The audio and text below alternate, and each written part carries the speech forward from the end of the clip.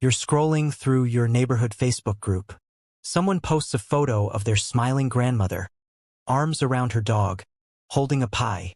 Sweet, harmless, comforting. Except, what if she's killed 9 children with her own hands? What if the friendly man you walk past every morning once prowled the historic streets of New Orleans, stabbing strangers out of hate? What if the killer who dumped red-haired women like trash beside highways still hasn't been caught, and might have passed you on the interstate? This isn't true crime fiction. These are the real-life nightmares that somehow walked free. Today, we're diving into one of the darkest, most disturbing topics imaginable. Real serial killers who aren't locked away. Some served their time. Some were paroled. Some were never caught. And all of them, every single one, are out there right now. This is the first chapter in a 10-part exposé on 30 serial killers who slipped through justice's fingers. If you're into true crime stories, unsolved murder cases, serial killer documentaries, and criminal psychology breakdowns, hit that like button and get ready for a story that stays with you long after it ends. Let's start with a killer whose crimes took place in the supposed safest place of all, a mother's home. Case 1, Mary Beth Tinning, the mother of 9 graves. In the quiet town of Schenectady, New York, nestled among modest homes and maple trees, there lived a woman whose life seemed overshadowed by grief. Mary Beth Tinning was the embodiment of maternal tragedy. From 1972 to 1985, she lost child after child, 9 in total. To neighbors and family, it was almost too cruel to believe. Losing 1 child was a nightmare. 2, catastrophe. But 9? At first, no one dared to question it. Her children died under eerily similar circumstances. Some passed away suddenly in their cribs, diagnosed as victims of sudden infant death syndrome. Others succumbed to mysterious illnesses that doctors couldn't quite pin down. The Tinnings became synonymous with tragedy. Friends organized fundraisers, local clergy offered prayers, and medical staff whispered about genetic curses. But grief, as it turns out, can be a cloak. The truth began to unravel with the death of Tammy Lynn, Mary Beth's 9th child, in December 1985. An autopsy was ordered, something that should have been done long ago but never was, possibly out of deference or denial. The results were chilling. The baby had been smothered. It wasn't natural causes. It was murder. Under questioning, Mary Beth eventually confessed, not just to 1 death but to 3. She admitted to smothering them. But even then, prosecutors believed she may have killed all 9 of her children. Why? Psychologists speculated Munchausen syndrome by proxy, a rare disorder where a caregiver harms others to gain sympathy. Others said she craved attention or couldn't handle parenting. Whatever the reason, it didn't bring back those children. In 1987, she was convicted of second-degree murder and sentenced to 20 years to life. But here's the twist: Mary Beth Tinning didn't die in prison. After 7 failed attempts at parole, citing lack of remorse and posing a risk to society, she was finally released in 2018. Today, she lives quietly in Schenectady County, under supervision. Still in the same town where she buried 9 children. Still breathing free air. It's a disturbing reminder that not all killers are locked away, and some look just like sweet old ladies on your street. Case 2, Warren Harris Jr., the French Quarter stabber. Now let's move from the quiet suburbs to one of America's most iconic tourist destinations, the French Quarter of New Orleans. It's a place known for jazz, gumbo, and ghost tours. But in early 1977, the ghosts weren't fictional. They were real and they were bleeding. Between February and April of that year, a series of brutal stabbings targeted gay men in the city. 3 were killed. 1 survived. The killer? A teenager, just 16 years old. His name? Warren Harris Jr. He didn't lurk in the shadows. He didn't stalk his victims for weeks. He struck suddenly, at times violently and without warning. He stabbed his victims in their own homes, often multiple times. The attacks were frenzied, personal. It wasn't just murder. It was hatred unleashed. Investigators believed the killings were driven by a toxic blend of homophobia, drug use, and psychological instability. The fact that someone so young, barely past puberty, could carry out such calculated violence shocked even seasoned detectives. But the evidence was overwhelming. Harris was convicted of 3 first-degree murders and sentenced to life in Angola, one of the toughest prisons in America. And there the story should have ended. But it didn't. After 46 years behind bars, in April 2024, Warren Harris Jr. was paroled. He's now 63 years old. No longer a teenager, but still a murderer. Still someone who, in the span of a few months, turned Bourbon Street into a blood trail. He's free today under lifetime supervision, but questions remain. Can someone who killed 3 people ever truly change? Should someone who committed such hate-driven violence as a teenager get a second chance? And if he's capable of that kind of evil at 16, what does age really change? In a city famous for its hauntings, the French quarter stabber isn't a legend. He's a man who walks free. Case 3. The redhead murders a killer without a name. Not every killer gets a courtroom. Some don't get a name. And some leave behind only a trail of bodies and a chilling signature. In the mid-1980s, red-haired women started turning up dead along highways across the southern United States. Tennessee, Mississippi, Arkansas, even Pennsylvania. Some were wrapped in blankets. Others were naked. Most were dumped in rural, isolated areas. No IDs, no personal effects, just bodies and red hair. The media called them the redhead murders. Police were baffled. There was no clear motive. Some of the victims were hitchhikers. Others were believed to be sex workers. But what connected them all, aside from their hair, was the brutality of their deaths and how disposable they were treated. For decades, the case went cold. No suspects, no arrests, just a growing list of unidentified Jane Does and grieving families with no answers. In 2018, a break came. DNA evidence linked one of the victims to a man named Jerry Leon Johns, a truck driver who had already died in prison. He had been convicted of attempted kidnapping in the 80s and was long suspected of darker crimes. But was he the redhead killer? Maybe one of them, because here's the unsettling part. There may have been more than one. Some experts believe the redhead pattern was a coincidence exploited by different killers working independently. Others argue it was the work of a long-haul trucker with a specific type and a deadly routine. Either way, justice hasn't been served for the majority of these victims. Most remain unidentified, and the killer or killers are still free. 3 stories, 3 very different killers, 1 chilling reality. All of them are out of prison or were never caught. From a mother who turned her home into a morgue, to a teenager who hunted with a knife, to a phantom who left red-haired corpses beside lonely roads, the idea that these people, these killers, are free right now is hard to digest. And we're just getting started. If you're still with us, make sure to like this video so we can keep bringing you stories like these. He arrived in America with ambition and a bright future. A foreign student in a land of opportunity, Hiroko Duantoro had dreams far beyond the modest dorm rooms and lecture halls of the American college system. But dreams rot quickly in the minds of men like him. Beneath the polished surface of the Indonesian business student was something else. Something cold, calculated, and disturbingly patient. When deals soured, people vanished. When trust was broken, corpses piled up in storage. Hiroko's descent into violence wasn't spontaneous. It unfolded like a business plan, executed with chilling precision. Between 1991 and 1992, he murdered 3 people who had entered into business arrangements with him. Men who trusted him enough to shake hands, sign contracts, and never suspect the danger that was waiting on the other side of disagreement. When the payments didn't come or the terms were challenged, Hiroko responded not with legal action or angry phone calls, but with murder. The details of how the victims were lured, subdued, and killed remain murky. But what we do know is this. Their bodies were found in a storage unit, stacked like discarded furniture, a grim inventory of broken trust. Hiroko didn't run immediately. He didn't panic.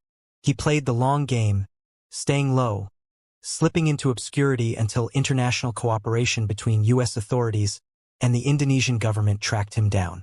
His trial in Indonesia in 1997 ended in a death sentence. But death is rarely a fixed fate in international cases. Years passed, pressure mounted, appeals were filed, and then came the pardon. Hiroko's death sentence was commuted to life imprisonment, and in 2019 he was released. Today he lives free in Indonesia, a man whose past includes 3 dead bodies and a storage unit turned tomb.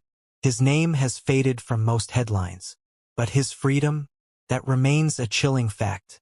If you're ever in Jakarta, you could be walking past him. He could be serving you coffee, running a shop, shaking your hand. Now imagine Skid Row in the late 1970s, a place already crumbling under the weight of poverty, addiction, and broken dreams. Thousands of people lived in tents, motels, and abandoned buildings across a few dilapidated blocks of Los Angeles. And in that chaos, someone hunted. He moved through the alleys and shelters like a phantom. Victims were mostly homeless men, isolated, vulnerable, forgotten by society. And when they were found, it was always the same. Stabbed, sometimes brutally, sometimes quickly. At least 11 were suspected, only 2 confirmed. But to the people of Skid Row, numbers didn't matter. What mattered was fear, the kind that makes you sleep sitting up, the kind that makes you wonder if a knock on your cardboard box at night means you're next. Police eventually arrested a man named Bobby Joe Maxwell. He'd been seen in the area. He had a knife. He had a record. But what sealed his conviction in 1984 was a jailhouse informant who claimed Maxwell confessed. For the justice system, that was enough. 2 life sentences. Case closed. But as the years dragged on, something started to fall apart. The credibility of the jailhouse informant unraveled. Appeals were filed. Forensics reevaluated. Witnesses recanted. And in 2010, the conviction was overturned. It took 8 more years for a retrial to begin, only for prosecutors to drop the charges entirely. But it wasn't a moment of celebration. By then, Bobby Joe Maxwell was in a coma, his health destroyed by decades behind bars. He died in 2019, a free man in legal terms but never in body or mind. So was he the real killer? Or was the Skid Row stabber still out there, never caught? The truth remains buried in a city known for rewriting its own narratives. And whether Bobby Joe was guilty or not, the system that convicted him without solid evidence sentenced more than a man. It sentenced truth itself. And now we shift to a story that haunts not just a town but an entire country. Alcácer, Spain. A picturesque village surrounded by hills and sunflower fields. Quiet, peaceful. The kind of place where children rode bicycles without fear and doors were left unlocked on warm summer nights. But in November 1992, that peace shattered forever. 3 teenage girls, Miriam, Desiree, and Tony, were walking to a school event. They never arrived. What happened to them in the hours, days, and weeks that followed is one of the most horrifying tales in Spanish history. They were abducted, tortured, raped, murdered. The brutality was unspeakable. Their bodies were found months later in a shallow grave, mutilated beyond recognition. The crime didn't just horrify Spain, it gripped the entire world. News coverage was relentless. Politicians gave speeches. Candlelight vigils flooded the streets. And soon 2 names emerged: Antonio Angles and Miguel Riquet. Riquet was arrested first. He confessed, implicating Angles as the mastermind. The details he gave were graphic, too graphic to even summarize here. It was a confession soaked in terror and riddled with inconsistencies. But it stuck. Riquet was sentenced to 30 years, the maximum under Spanish law at the time. Angles, meanwhile, vanished. He slipped away like smoke, hopping a cargo ship from Lisbon and reportedly leaping into the ocean before reaching Ireland. That's the last confirmed sighting. He's still wanted, still at large. Interpol has circulated his face across continents. Rumors say he lives in South America under a new identity. Others believe he died during his escape. But no body was ever found. No grave, no finality. And Riquet? He walked free in 2013. A man who participated in the abduction and murder of 3 teenage girls was released after serving just over 2 decades. He returned to society under a wave of protests, outrage, and disbelief.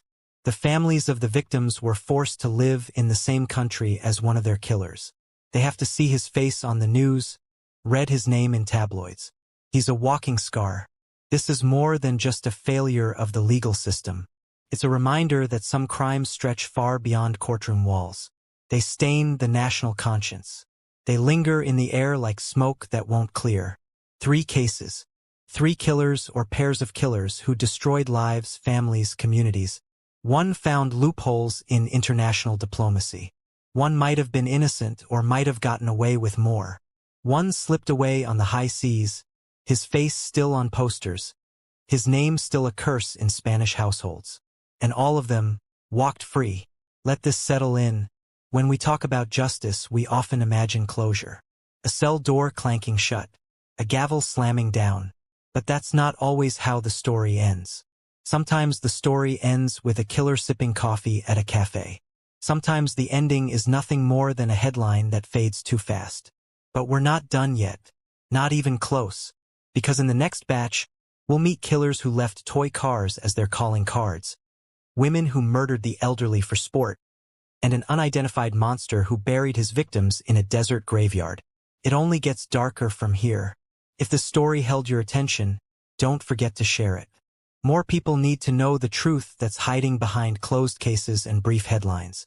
Tap the subscribe button to follow this journey through all 30 cases, and hit like to help true crime stories reach others like you. Culiacan isn't just a city in Sinaloa. It's a stage for extremes. On one end, it's palm trees swaying over sun-scorched streets, cheerful street vendors, music humming from storefronts. On the other, it's the nerve center of one of the most dangerous criminal underworlds in the Western Hemisphere. You don't make mistakes here. And if you do, you vanish. Quickly. But even in a city that has long lived side by side with cartel violence, people were stunned when a new killer surfaced. Not just because of what he did, but because of who he targeted. And what he left behind. They called him El Juguetero, a rough term referring to toy cars. That's what he left at the scenes. Small, plastic toy cars, balanced beside or on the mutilated bodies of his victims. The message wasn't subtle. His targets were car thieves. And the toys? A symbol of their childish foolishness. Or a signature. Maybe both. The first body was found in 2019 beaten, burned, mutilated. A small toy truck sat next to his face, charred but unmistakable. Locals whispered it was cartel justice. But even seasoned narcos didn't recognize the mark. Over the next year, more bodies appeared. All young men. All linked to vehicle theft. All left with a toy car somewhere nearby, on the chest, beside the ear, under the hand. It wasn't just the brutality. It was the precision. These weren't random acts of vengeance. These were executions with choreography. The killer or killers moved like ghosts. No surveillance footage. No forensic leads. No cartel affiliations that stuck. Each body felt like a message whispered in blood. If you steal cars in Culiacan, you're next. Authorities tried to dismiss the pattern. Too sensational, they said. Too much speculation. But the people saw it. And when, in 2023, a new victim was discovered under a freeway bridge, his hands bound, jaw broken, another toy car tucked into his mouth, denial became impossible. Still, no one has been arrested. No one has come forward. The case remains open. El Juguetero, if that's even one person, is still free. Still watching. Still choosing. Some believe he's a vigilante. Others say he's a cartel enforcer gone rogue. But one thing is certain. The killer who leaves toys for corpses doesn't care who's watching. He wants you to know he was there. And he wants the city to know he's not done. 1,000 miles away, a different kind of killer was already decades ahead. And this time it wasn't a man. It was 2 women, roommates, nurses, and for a time partners in death. In 1987, at the Alpine Manor nursing home in Walker, Michigan, elderly patients began dying at higher than average rates. At first, it didn't raise alarms. After all, death was no stranger in a nursing facility. But a pattern was forming, quiet, invisible, wrapped in the folds of routine care. Catherine Wood and Gwendolyn Graham were nurses' aides working long shifts, tending to the most vulnerable. Elderly patients with no families, few visitors, and little strength left to speak for themselves. And it's in this setting meant to be safe, nurturing, final, that they played their deadly game. Catherine and Gwendolyn weren't just co-workers. They were lovers, wrapped in a twisted dependency that became deadly. By Wood's later account, Graham smothered the patients with washcloths while Wood served as lookout. The motive? Not mercy, not rage, not even profit. It was sexual thrill. According to Wood's confessions, each killing was followed by intimacy, an act of power, control, and deviance, triggered by the shared secret of murder. 5 confirmed victims, all elderly, all suffocated at night, all people who trusted them. But eventually the game fell apart. Wood, after splitting with Graham, came forward. She cooperated. She testified. She laid the entire story bare. The method, the planning, the number of victims. Graham was sentenced to multiple life terms without parole. She remains in prison. Wood, however, was dealt a different hand. She was sentenced to 20 to 40 years, denied parole multiple times. And then, in 2020, she was released. She walks free today, living in the open. A woman who admitted to watching 5 patients die and calling it love. This case shattered the illusion that serial killers fit a specific mold. That they're all male. That they're all outsiders. That they work alone. Wood and Graham were the smiling caregivers, the familiar faces in a quiet place, the ones you were supposed to trust. Their crimes remind us. Killers don't always come from alleyways. Sometimes they come from across the hospital bed, holding a clipboard. If that chills you, the next case will dig even deeper. Not just into fear, but into the literal ground. West Mesa, New Mexico. A dry, desolate stretch just outside Albuquerque. For years, it was just a patch of nothing, sand, rock, brush. The kind of place you pass without thinking, where the sky stretches endlessly and the silence is deafening. But silence has a weight, and in 2009 that weight cracked wide open. A woman walking her dog noticed something strange. A bone protruding from the ground. At first, she thought it was animal remains. But authorities confirmed what followed was far worse. A full skeleton. Then another. And another. Before long, they had uncovered the remains of 11 women and 1 unborn child, all buried in shallow graves across the mesa. Most of the victims were young women. Many were sex workers. All had gone missing between 2003 and 2005. And until that moment, they had been assumed dead or simply forgotten. The West Mesa bone collector, as the killer came to be known, had used this desolate patch of land as a dumping ground, a cemetery of the unwanted. Victims were often women of color. Many struggled with addiction or had criminal records. These were not high-profile disappearances. These were the kinds of missing persons cases that rarely made the news. But in death, they finally got attention. The investigation drew in the FBI. Tips flooded in. Suspects were named. Some pointed to a local photographer with a history of violence. Others to a possible sex trafficking ring. But no arrests were made. Evidence, while compelling, was never airtight. And as the years dragged on, the leads dried up. The killer was precise. He or she knew the land, knew the victims, knew how to make people disappear. And perhaps most terrifying of all, the killer may have stopped, or may not have. The murders ceased after construction began near the mesa, leading many to believe the killer simply lost access to his burial ground. But the pattern, the profile, the control, it all points to someone who could easily start again, somewhere else. To this day, the identity of the West Mesa bone collector remains unknown. But they are, without question, still free. Think about that. 3 killers. 3 completely different methods. 1 left toys and tortured thieves. 1 smothered the elderly while whispering sweet nothings. 1 dug graves under the desert sun. And all of them, every single one, escaped full justice. The illusion of safety isn't in the presence of police cars or the brightness of streetlights. It's in not knowing what hides in plain sight. It's in forgetting that killers aren't all shadows and trench coats. They're caregivers, vigilantes, neighbors. But we're not done. Because in the next chapter, we'll meet brothers who turned a city into a killing field. A slasher who stalked victims during lockdown. Tap subscribe to follow every installment, and like this video to help it reach more people. The truth has never been more important.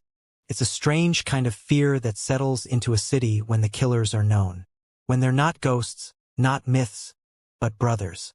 And when their confessions, recorded in detail, lay out the kind of violence that turns entire neighborhoods into haunted memories.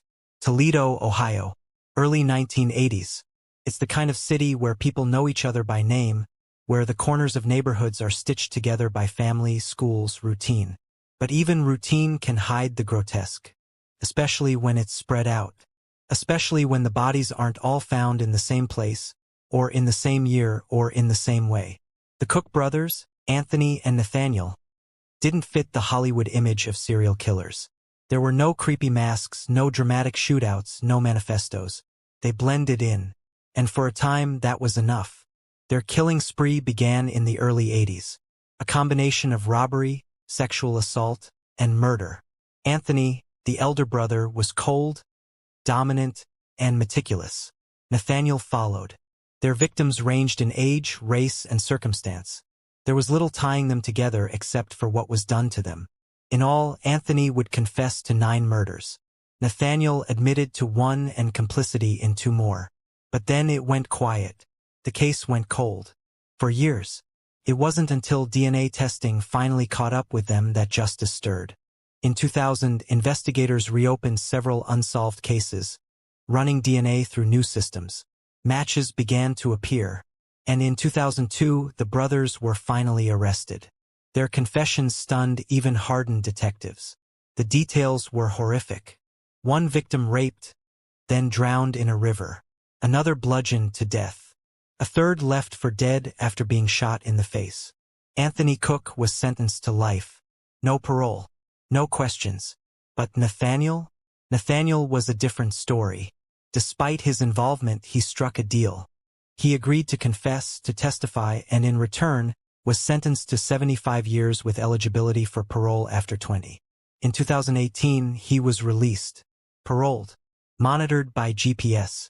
5 years of supervision. But free. Imagine that.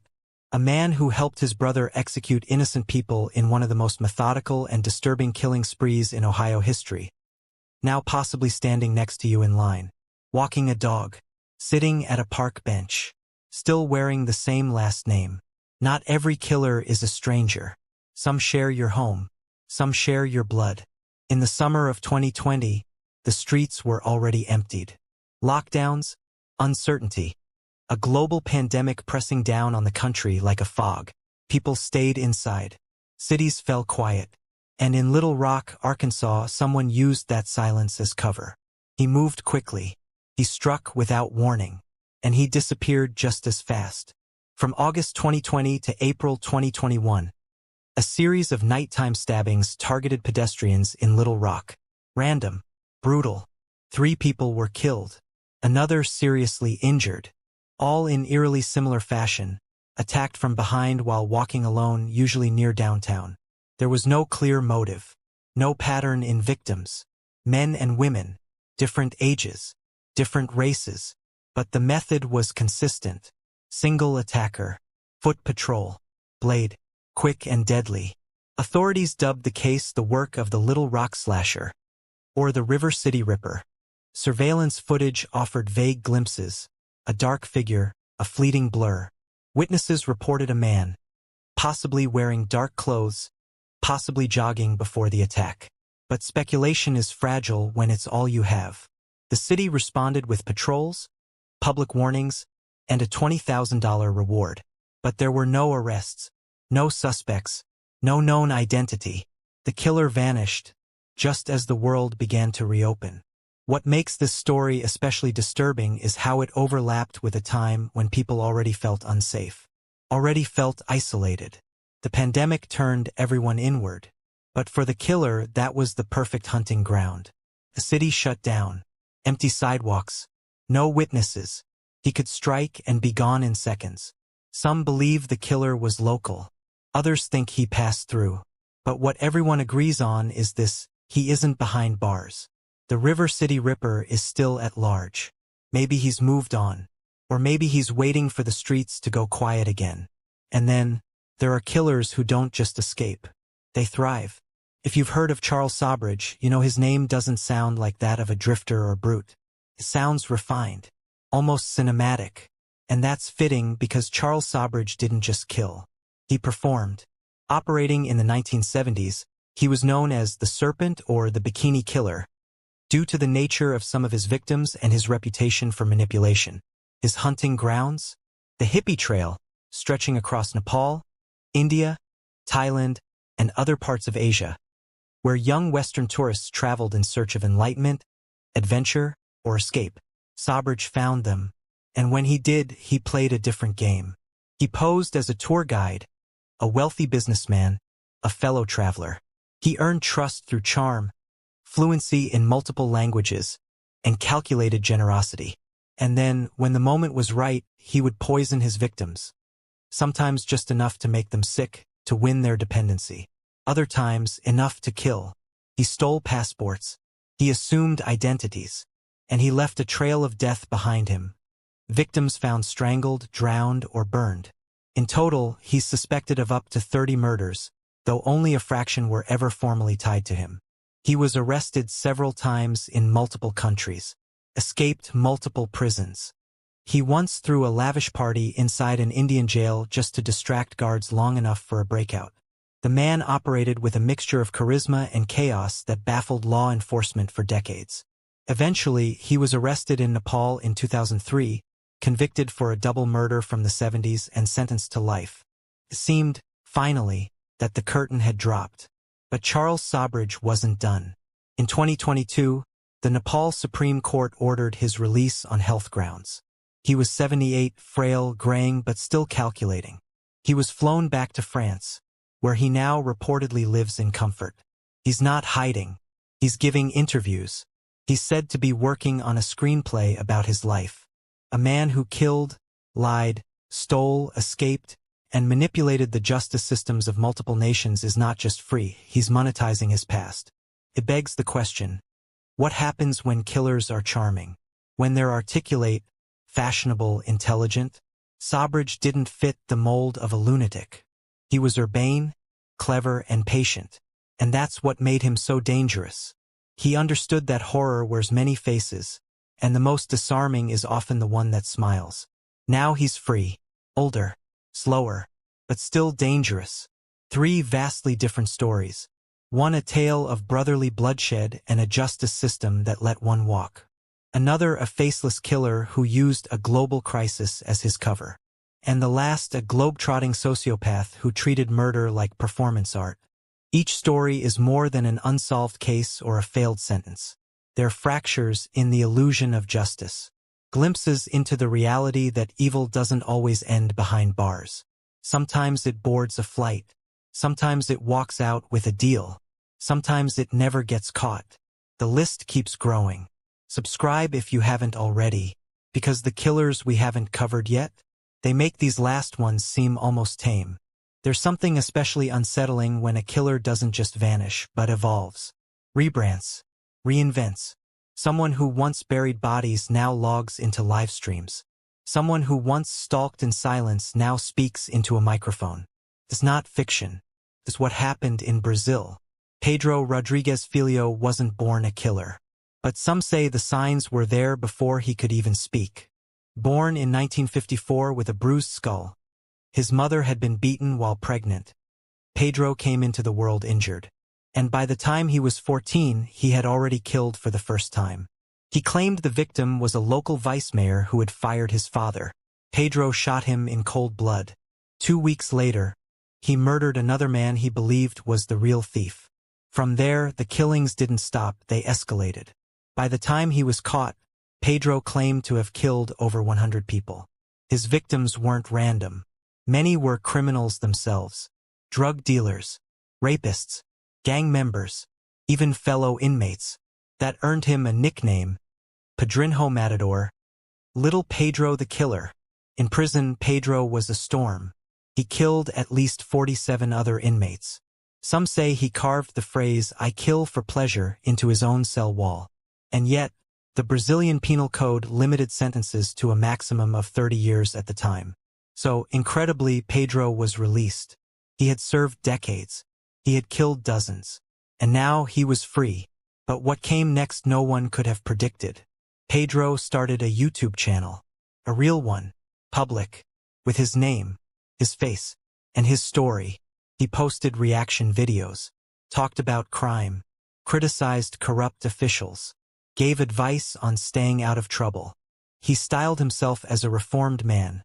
A vigilante who had done the killing society secretly wanted. It was surreal. A man who had taken over 70 lives discussing self-control on camera. His videos drew millions of views. Some saw him as reformed. Others called it grotesque. A killer monetizing the very crimes that should have damned him. In 2023, his story came full circle. He was shot and killed by unknown assailants in Mogi das Cruzes, Brazil, execution style. On the street, some believed it was revenge. Others said it was inevitable. But one fact remains. Until the moment he died, Pedro Rodriguez Filho was not just free, he was famous. And he was only one example. In Germany, another killer wore scrubs. And like others before her, she was supposed to help people heal. But instead, she became one of the most prolific serial killers in modern European history, and she may still be hiding the full count of her victims. Niels Hogel was the first. A male nurse caught for injecting patients with deadly doses of heart medication. But just as the world reeled from that case, another one quietly emerged. One that dwarfed it in horror. Her name, Klinik Schwester Erika, as the media later dubbed her. A nurse in Lower Saxony, working in a small, rural hospital with limited oversight. Her real name was never released publicly, but what is known is this. Over the span of 15 years, patients under her care died at a dramatically higher rate than elsewhere in the region. It started with whispers, families noticing sudden declines, fellow nurses mentioning odd behavior, silent shifts, changed medication logs, erased records. But nothing stuck. Not until one family demanded an autopsy. The results: a lethal cocktail of sedatives and insulin. Investigators opened a quiet inquiry. They looked at past deaths. Records were scarce. But the patterns became clear. And the numbers, those were staggering. At least 100 patients are believed to have died under her watch. Possibly more. Most were elderly, already fragile.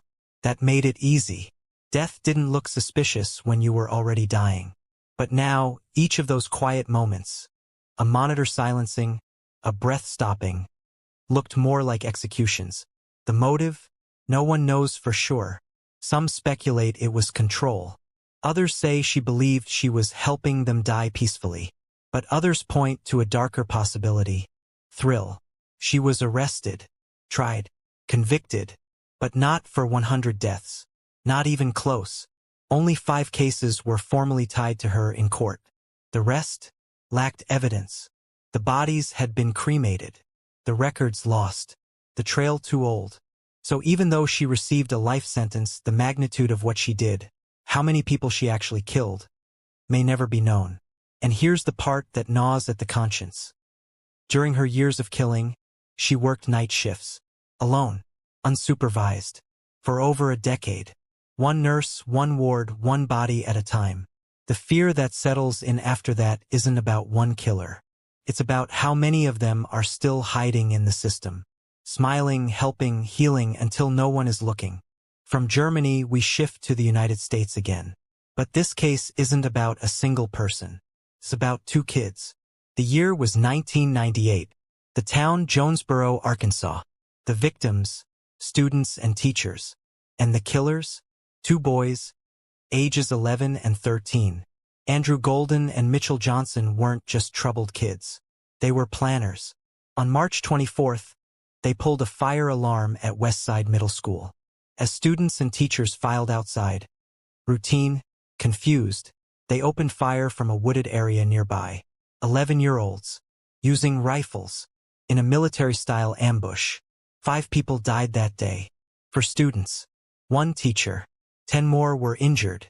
It was one of the first mass school shootings in modern U.S. history. Long before Columbine. Long before Sandy Hook. And it shocked the nation not just because of the body count but because of who pulled the trigger. Due to their age, Andrew and Mitchell were sentenced as juveniles. The law at the time could not try them as adults. That meant they would walk free at age 21, regardless of the crime. And they did. In 2005, both were released. Free men. Clean records. Mitchell Johnson struggled post-release. Multiple arrests, drug charges, a weapon possession case. He bounced in and out of jail but remained technically free. Andrew Golden changed his name, obtained a driver's license and concealed carry permit under the radar, and lived quietly for years until he died in a 2019 car accident. The fact that they committed mass murder as middle schoolers and then re-entered society legally unmarked stirred debates nationwide. About juvenile justice, about accountability, about what rehabilitation even means. But to the families of the dead, it wasn't abstract. It was betrayal, because no matter how young they were when they pulled the triggers, they had planned it, hid weapons, pulled an alarm, waited to kill, and after all that, they got to grow up. 3 different paths. One man who turned killing into content. One woman who drained the lives of the elderly in silence. 2 boys who turned their school into a war zone and still got second chances. It's not just that these killers are free. It's that their stories challenge every assumption we have about justice. Do years served equal balance? Does remorse matter? Can a system designed to protect also forget? The answers aren't clear, but the consequences are. Because behind every one of these stories is a list of people who never got to grow old. Victims who never got second chances. Families who still check grocery store aisles wondering if they'll bump into someone who should be in prison forever. And as we move into the next part of this journey, the stories will cut even deeper. Some killers don't hide in shadows. They smile for cameras. They sit for interviews. They walk out of courtrooms and into comfortable lives. And sometimes they even write books. That's what happened in Australia. Catherine Knight had the kind of background that makes psychiatrists take long pauses. Born in a dysfunctional family soaked in violence and abuse, she grew up surrounded by chaos. But even in that storm, few could have predicted what she'd become. She married multiple times. Each relationship ended worse than the last. There were violent outbursts, threats, stabbings. One husband claimed she cut the throat of his puppy to warn him never to cheat. Still, the warning signs were dismissed, overlooked, ignored, until February 29, 2000. That night, she murdered her partner, John Price, in one of the most gruesome domestic homicides Australia has ever seen. After stabbing him 37 times, she skinned his body, decapitated him, and attempted to cook parts of him, preparing plates with his flesh and vegetables for his children to find. It wasn't a frenzied act. It was ritualistic, deliberate. She had set the table. Police found her passed out on pills next to a note claiming John had abused her. But every record, every friend, every family member said the opposite. He had tried to leave. He'd even taken out a restraining order. But that wasn't enough. Catherine Knight became the first woman in Australia to be sentenced to life without parole. The court described the crime scene as appalling, ghastly, and beyond comprehension. And yet, in prison, she adjusted. She paints. She knits. She's interviewed by journalists. Some call her calm and cooperative. She tells her story with the clarity of a librarian recounting a quiet afternoon. She's still alive. Still in Australia's prison system. And there are people who believe she'll eventually be released. That the system might change. That public pressure could wear down the walls. Because stranger things have happened. Like in India. No one ever expects a serial killer in a village of 500 people. But that's where Mohan Kumar operated. A former schoolteacher turned predator. His victims were poor women, often from lower castes, promised marriage and a better life. He would woo them, build trust, meet their families. He even gave them wedding gifts. Then he'd kill them. He used cyanide bought cheaply disguised as contraceptives. He'd convince his victims to take the pills before consummating their marriage. And within minutes, they'd be dead. No struggle. No blood. Just silence. He killed at least 20 women this way between 2003 and 2009. Possibly more. When he was finally caught, investigators were stunned. Kumar kept meticulous records, names, details, interactions. He stored photos, clothing, even notes from victims. It was like a grotesque archive of trust betrayed. His trial was long. The evidence was overwhelming. In 2013, he was sentenced to death. But here's the twist. India's legal system moves slowly. As appeals wind through layers of bureaucracy, death sentences often turn into life sentences. And then, under public pressure or political changes, life sentences become parole. As of now, Mohan Kumar remains on death row. But already voices are rising in his defense. Supporters claiming his confessions were coerced, that the cyanide evidence was flawed, that the women took their own lives. And in India, where regional politics can sway court decisions, nothing is guaranteed. In fact, in multiple Indian states, men convicted of rape and murder have been released early on good behavior. It's not a system designed to remember victims. It's a system built to move on. And in Japan, the line between law and morality gets even more complicated.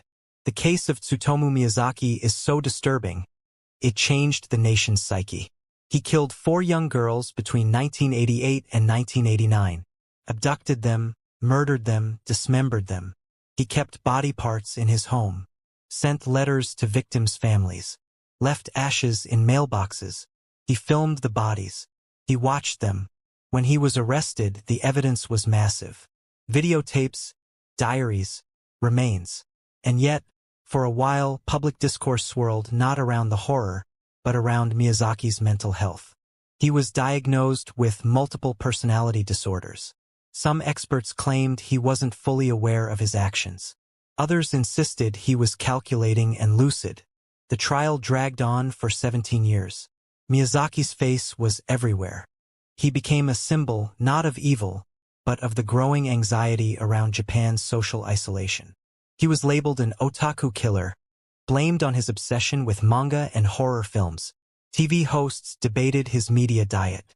Politicians cited him in discussions on internet regulation. And then, in 2008, he was executed. Quietly, without fanfare. But here's the haunting part. During those 17 years, Miyazaki's legacy inspired copycats. Men who idolized his methods, who studied his case. One even replicated his crimes to the detail, filming a child and mailing body parts to her family. The system had executed a killer, but not the idea of him. He had become mythology. His image haunted a generation, and in some circles still does. So let's be clear, when we say walked free, we don't always mean walking on streets. Sometimes it's walking through the cracks in public memory, walking through textbooks, through rumors, through websites, through stories, because killers don't always stay dead. Not in history, not in headlines, and not in fear. In Catherine Knight, we see how horror can blend into routine. In Mohan Kumar, we see how charm can mask a pattern of murder. In Miyazaki, we see how even execution isn't an end. It can be a beginning of something darker. And the victims? They get funerals, sometimes headlines, rarely justice. But the killers? They get stories. They get airtime. They get attention.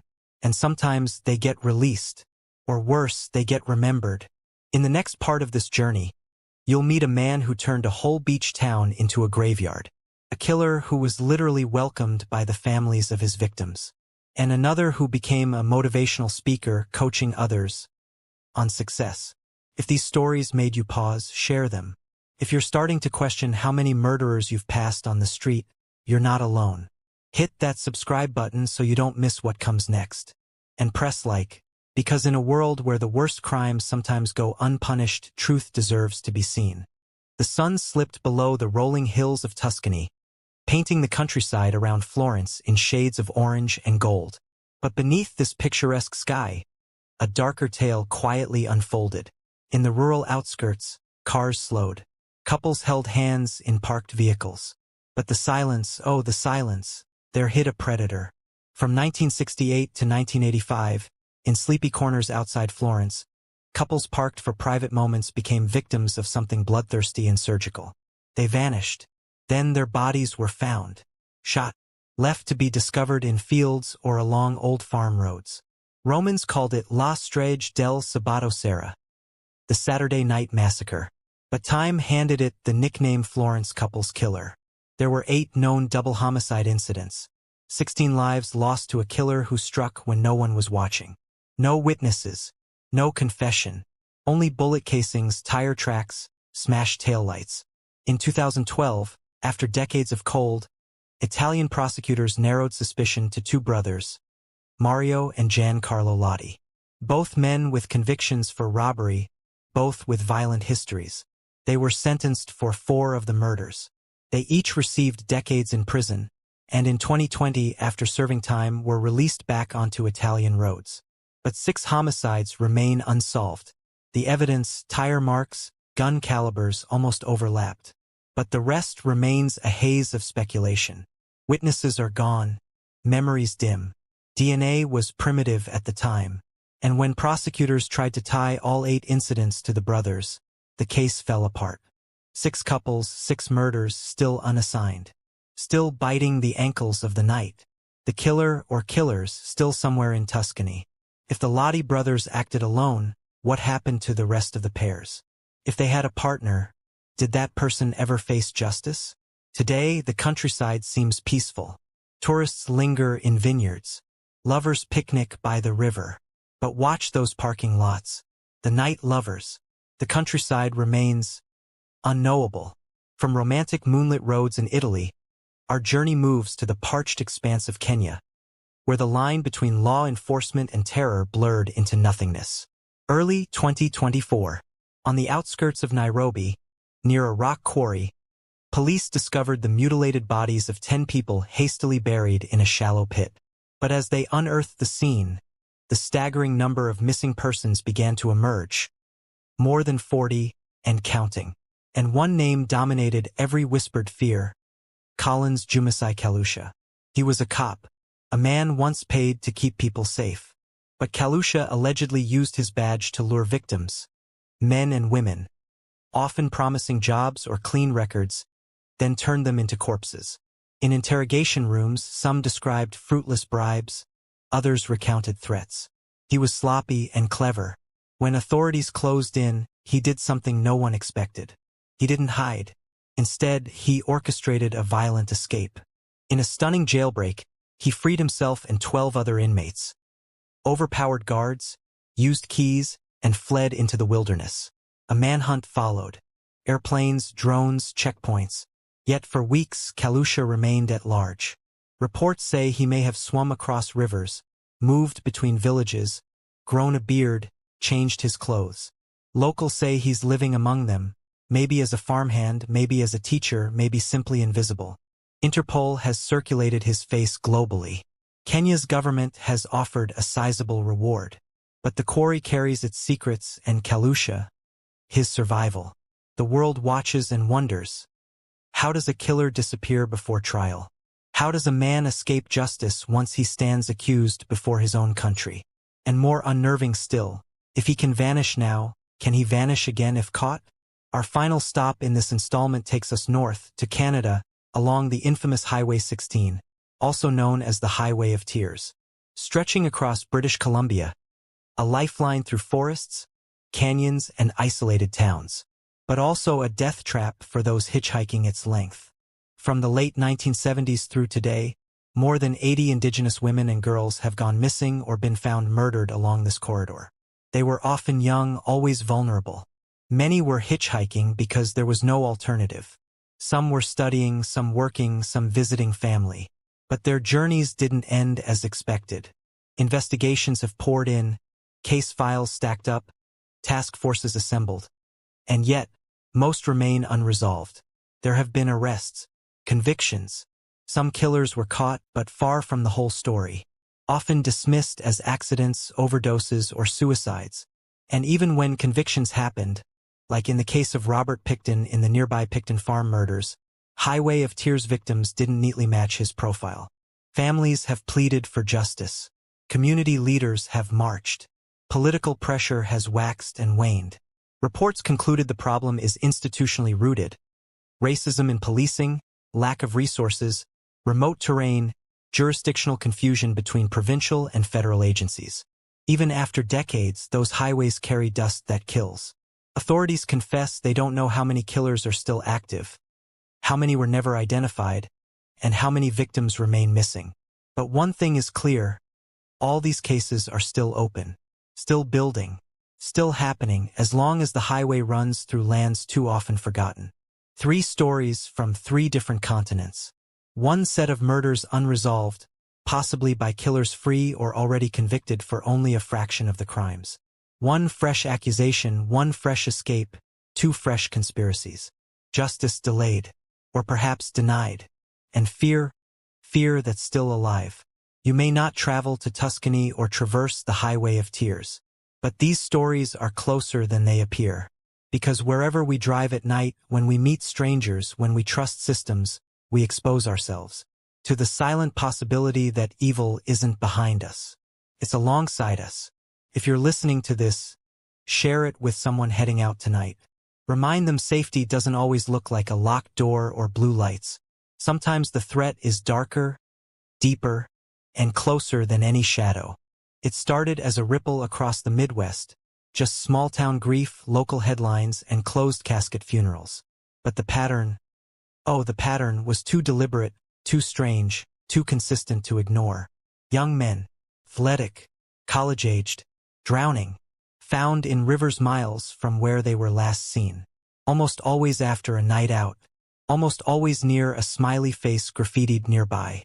Some saw nothing but tragic accidents. Too much to drink, a wrong turn, a slip into the water.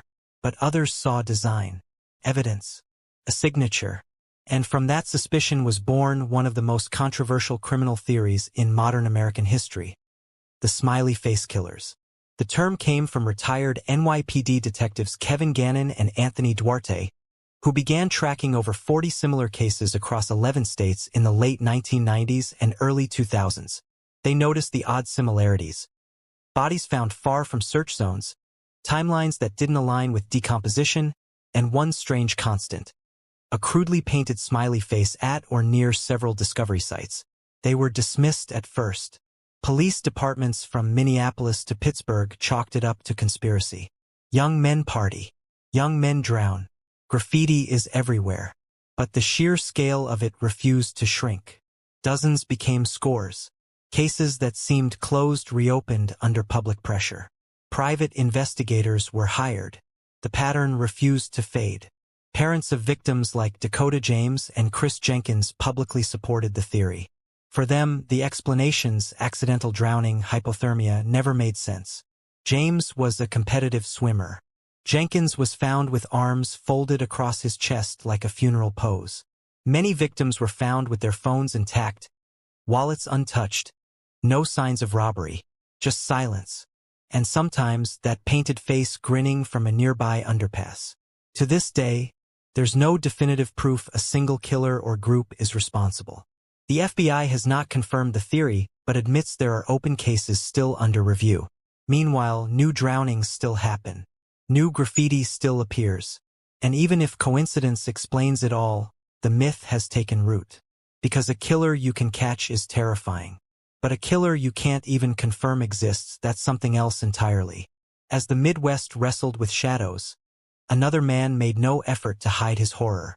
His name is Mika Murinen. Finland remembers it with a mix of disbelief and dread. On a summer day in 1994, in the small coastal town of Kotka, Murinen, then just 22, armed himself with a rifle and a crossbow and began a spree of killings that stunned the nation. He shot 2 neighbors in cold blood, then turned the rifle on a postal worker making rounds. Not content with 3 victims, he fired indiscriminately at passing cars and homes, sending the town into lockdown. This wasn't the kind of violence Finland was used to. The Nordic countries pride themselves on safety, rationality, restraint. Mass murder was an import, not a domestic disease. But Murinen shattered that illusion in a single afternoon. He was arrested quickly. There was no denying it. No claim of insanity. No plea bargain. In court, he stood calmly, accepted his sentence, and vanished into prison life. The law at the time allowed a maximum of 20 years, even for mass murder. And in 2014, right on schedule, he walked out of prison a free man. No restrictions. No press conference. No national warning system. Just Mika Murinen, now middle-aged, walking back into the quiet Finnish streets. To this day, few know where he lives. Some say he's in Helsinki. Others claim he's changed his name. He's not barred from weapons. He's not monitored. And the law protects his new life. For 3 families, justice feels thin. And for the country, the debate still burns. Can a society that prizes rehabilitation truly forgive 3 random murders? From Finland's quiet neighborhoods, we shift westward, to America's sun-scorched highways and neon-drenched parking lots, where a killer couple drove across state lines with a mobile cage, a kidnapping kit, and a thirst for pain. Charlene and Gerald Gallego were the kind of couple that looked ordinary. He, brooding and slick. She, quiet and mousy. But behind motel doors and tinted van windows, they built a secret life they called hunting. From 1978 to 1980, they crisscrossed the western United States, abducting young women, usually in pairs, from shopping malls, parking lots, or street corners. Charlene would smile, disarm, lure. Gerald would emerge later with handcuffs and rage. Their victims were called love slaves by Gerald, who believed in domination as a divine right. Most were raped. All were murdered. And almost all were buried in remote desert spots across Nevada, California, and Oregon. Police struggled to link the killings. Different jurisdictions, different states, poor communication. But one missing persons report eventually pointed the way. Charlene slipped. She left behind a receipt. A witness remembered her eyes. When they were arrested in 1980, prosecutors feared a trial would collapse under the weight of interstate politics. So they made a deal. Charlene testified against Gerald. She painted herself as a victim, manipulated, abused, powerless. In exchange, she received just 16 years and 8 months. She served it all, quietly, no press, no memoir, no parole hearing spectacle. In July 1997, she walked free. Gerald, meanwhile, went to death row. He died in prison in 2002 from cancer, his execution delayed again and again by appeals and bureaucracy. Today, Charlene Gallego is free. Her name may be changed. Her address is unlisted. But she walks among us. And no one, not the courts, not the victims' families, can say whether she was ever really remorseful. He wove through life like most teenagers do by blending in, quietly rebellious, occasionally angsty, but fundamentally unremarkable. Yet, in the late 1990s, Alexander Hubel's existence fractured into violence no one could see coming. Born in Germany, raised in Norway for a spell, Hubel carried a restless youth with hidden darkness. He sniffed gas, that reckless teenage thrill. But somewhere along the way, the edges sharpened. Gas sniffing led to violence. Innocence crumbled. And by the time he was 16, Hubel's actions had spiraled far beyond harmless stunt. Between September 1997 and June 1998, he committed a spree of murders, 6 to 8 victims, mostly other teens, who crossed paths with him at night or on isolated roads. He would abduct, and sometimes leave the body with gas-soaked clothes, smoldering as a warning. No grand plan, no manifesto, just scattered rage. Arrest came in 1998. The confession was almost throwaway. He'd stopped because he got caught, not because he wanted to. The evidence was solid. Crime scene details, eyewitnesses, gas inhalation links.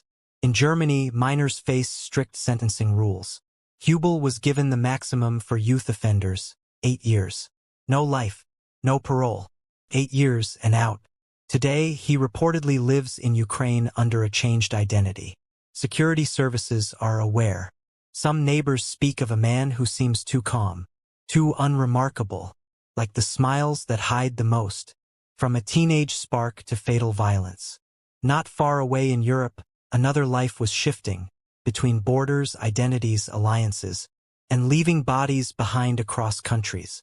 The backpack killer was his label, a term that fit his globe-trotting pattern better than any name. He moved across Germany, Norway, then into Ukraine and beyond. His victims were young, often hitchhiking or traveling, drawn into his orbit by chance or charm. Police believe there were multiple victims, possibly more than 10. The bodies were found with little of their identity intact. A backpack or passport might still be there, but sometimes even those vanished. Some of his victims were found near train tracks, others beside forest roads. Clothing mismatched, money missing, a trail that began in one country and vanished in the next. The suspect was identified thanks to border crossing logs, surveillance footage, fingerprinting. But by the time police closed in, he'd already slipped away again. No extraditions, no formal charges, just a paper file in multiple law enforcement databases. Whoever the backpack killer was, he used geography, borders, languages, passports as camouflage. The forests between countries become his privacy. The gaps in patrols his freedom. And still no court, no cell, just open files and unanswered questions. That brings us, finally, to a stretch of road and a tragedy that defined a generation.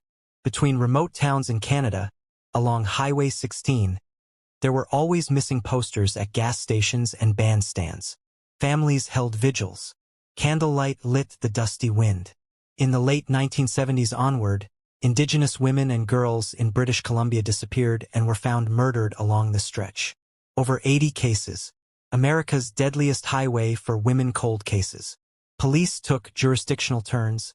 Federal, provincial, RCMP, local detachments. Interagency documents show confusion, neglect, bias. Some said it was just the North. Others pointed to systematic racism in the search for missing Indigenous women. Investigations dragged.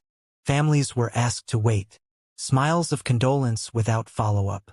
Promises without protocols. In the 2000s, a few arrests happened. One man was charged. Others confessed, but charges fizzled. Homicide trials were lost for lack of evidence. DNA was degraded. Victims remains too scattered to trace time or cause of death.